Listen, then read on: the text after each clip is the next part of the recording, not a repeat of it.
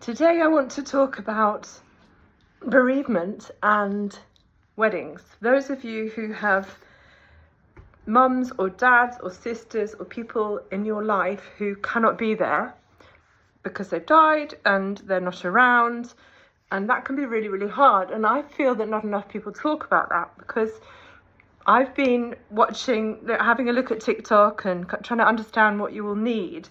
And I think it's quite easy to avoid talking about death and weddings. It's part of the reason why I've separated my funeral work from my wedding work, because you know what, you're getting married, you don't want to think about something that sad when you're trying to have the best day of your life. And I get that, but I just then keep seeing videos from people like yourselves who are saying, my mum's not here, I'm having my bridal dress fitting today, and my mum's not here and I feel really sad about it, or my dad's not around so he can't walk me down the aisle, or what do we do about having seating? Like, what do we do about seating? What do we do about people when they're at the wedding and you want the photograph, or you want some kind of mention, and you want to talk about the people that aren't there, and then you don't want to upset people. And this is something that I deal with all the time. So it's quite interested to see that people are asking those questions. So I thought it might be helpful to answer those questions for you. What you'll find is that people will have different opinions about what to do. And what I would say there is that this is your mum, your dad, your parent, it might be an adopted parent, it might be your best friend, it might be your aunt. I mean, whoever it is, it's your grief and it's your person. So first of all, there's that you need to ask yourself, who is giving this advice, and who, what do they have at stake? Is it just that they don't want to upset themselves? Is it that they don't want to upset other people? It's often that, and it's often just that they feel uncomfortable rather than something that you shouldn't be doing. I can tell you for sure that it is not an uncomfortable experience. Having someone mentioned, or having a candle, or having a photograph is not an uncomfortable experience. And I can tell you why it's not an uncomfortable experience. First of all, it's usually really great for everybody concerned that this person is being acknowledged. I advise you to acknowledge them at the beginning, and I'll talk a little bit about that in a minute. But you'll find that people actually are quite relieved, because they're thinking about that person. It's not just you that's thinking, where's my person? And what do I do about that person? And I can't just pretend that I'm not feeling anything. And so you are not the only person that's feeling like that, is the first thing to remember. So it's your choice, and you are not the only person that's feeling like that. So the next thing to consider is how you want to remember them. Do you want to remember them at the reception, or do you want to remember them at the ceremony? Well, for me, and this is what I was coming on to, I recommend the ceremony, because the ceremony is a very safe space. It's where you are experiencing the emotions quite often, which is also true for the speeches, but by then you've got to the speeches and you've done the whole day and everyone's had a drink and people are sort of relaxing into the meal, or they've had the meal, they're having dessert, they're sort of chilling. And I think that can be a moment where you want to just relax. So I don't recommend doing it in the reception, but sometimes you can do both, depending upon the story, the nature of the relationship, that sort of thing, and the personality that you're dealing with.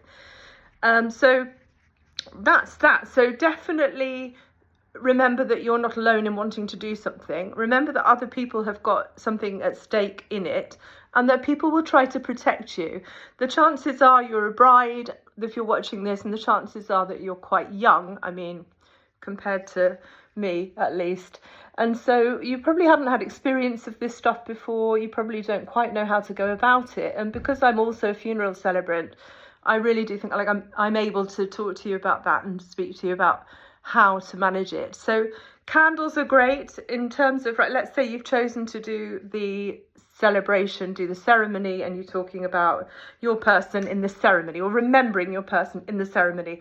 One thing to remember is it does not have to be that you are talking about your person. You don't have to talk about your person.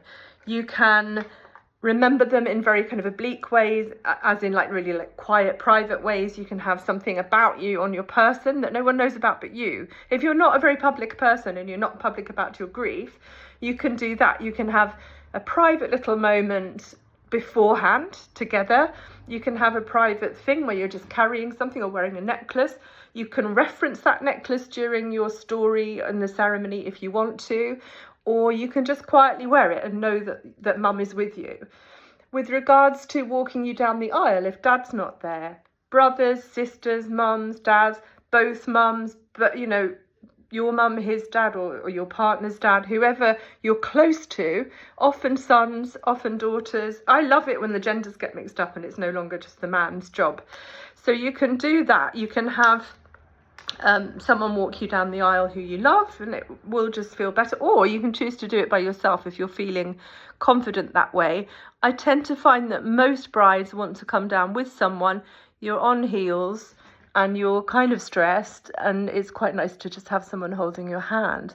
So I do think it's worth thinking about who you love and who you want to bring with you into that moment. Other ways of remembering are to have photographs with you. There are some people that love that. There are some people who don't like it because it feels really obvious, and sometimes they're worried that it looks a bit like a shrine, or it looks a bit too, and often there's been a lot of deaths in the family and they don't want it to look like a gallery. That's one thing, depressingly, that happens.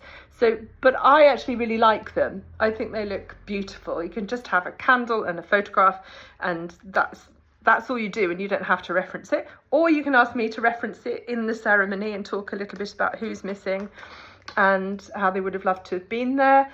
I tend to find that people don't want to do that because they feel that it's a bit too sad. So quite often people are worried that they're going to cry and they don't want the mascara to run, which is totally understandable. But it's also really lovely sometimes. What is a really good halfway house is to light a candle on a table at the front, and then you can put the photograph with or not with, and then, or just say to absent friends, or we're just remembering today that there are certain people who can't be here and we really wish that they were here, and that's enough. I did one the other week where there were so many people in the family who weren't there that they wanted to be there, and we raised a toast. We stood, I said, well, would everyone please be upstanding, we're going to have a toast to absent friends, and we raised a glass of champagne in their honour, and that was really lovely. That's quite light and quite fun to do, and so I recommend all of it. I mean, all of it's lovely, but it's just every single time comes back to what I said at the beginning.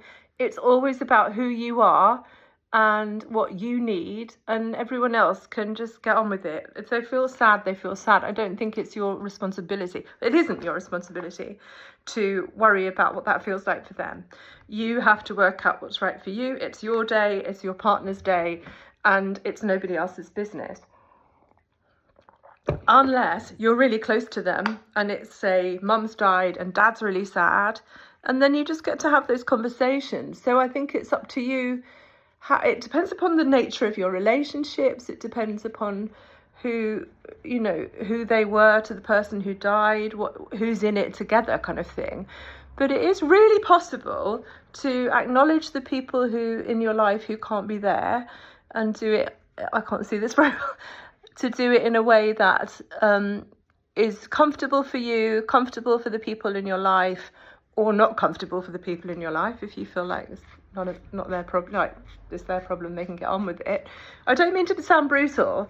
I'm aware that does sound a bit brutal, but the trouble with grief is that it's very, very personal, and it might be that people just have a different threshold to you, and ultimately it's you that's getting married, and I don't recommend doing anything other than what works for you. So that's the thing. Remember these things that you need to think about. Where do you want to honour them? In the reception or during the ceremony? How do you want to honour them? Do you want to honour them in a very public way or in a very private way? And how do you want to do that? And so I've given you quite a few options, whether you use a toast, whether you use a photograph, whether you use an empty seat can be a thing with a bunch of flowers on it, whether you wear something privately that no one knows about, whether you have a private ceremony beforehand. All of that is entirely possible, and I recommend it, that you sit with these options. Get in touch with me if you want more options. And what will happen actually is, once you give yourself permission to have those conversations with the people in your life who you love, the answer will emerge. And sometimes it's to do with a family treasure that everybody had. I did one where everybody had a pearl, and it was relating to Grandma Nan, who died. And so everybody wore a pearl, and we just talked about the pearls, and they took on the name Pearl in honour of the grandmother. So there's a lot of different things that happen subtly and publicly. And I just urge you to have the conversation with the right people, and only listen to the people who really have your best interests at heart. I really hope that helped you. I'm Jess May. You can find me online at Jess May Special Days, and I'm all over Instagram. I have a YouTube channel. And I would love to hear from you with any other questions that you have around ceremony, what you want, what you don't want. And even like, I don't really know what a ceremony is, Jess, can you share with me what a ceremony looks like? You might not have even been to one. But I do need you to know that your wedding day is a wedding day because of your ceremony. Otherwise, it really is just a party. So really invest in your celebrant and in your ceremony. It's really lovely to meet you, and I look forward to seeing you again. Maybe I'll hop on again tomorrow. Have a good Sunday. I forgot to put on my lipstick, which is the best bit.